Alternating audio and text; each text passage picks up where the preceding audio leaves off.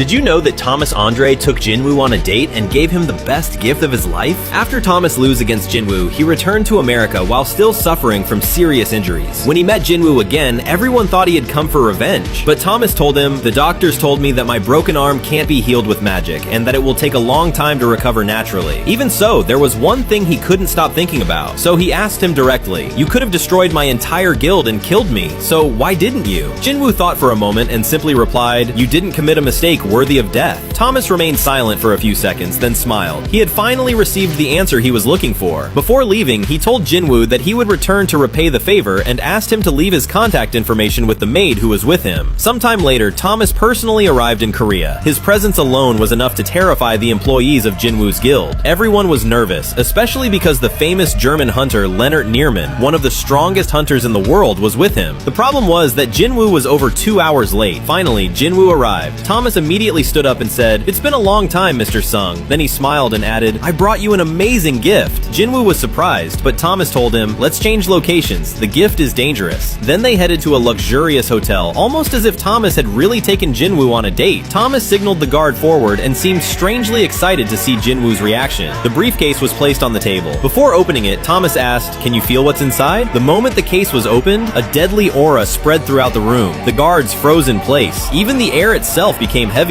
Jinwoo immediately recognized the energy. It was Kamisha's energy, the legendary dragon that once terrified the entire world. Inside the case were two incredible black and red daggers, but they were no ordinary daggers. They had been crafted from Kamisha's fangs. Jinwoo couldn't believe what he was seeing, and he couldn't understand how Thomas had obtained them. Thomas replied, "When I fought Kamish, I pulled out one of his fangs and kept it as a souvenir." Then he added, "And now, they're yours." The moment Jinwoo touched the weapon, information about it appeared before him, and that was when the real shock came. These daggers were far stronger than the Demon King's dagger. The magical energy inside them seemed to respond directly to Jinwoo, as if they had been created specifically for the Shadow Monarch. Even Thomas admitted that his strongest form wouldn't survive a direct hit from them. Jinwoo looked at the daggers and asked, "Are you really giving these to me for free?" Thomas looked at him for a second and replied, "Of course not. Give them back, nigga."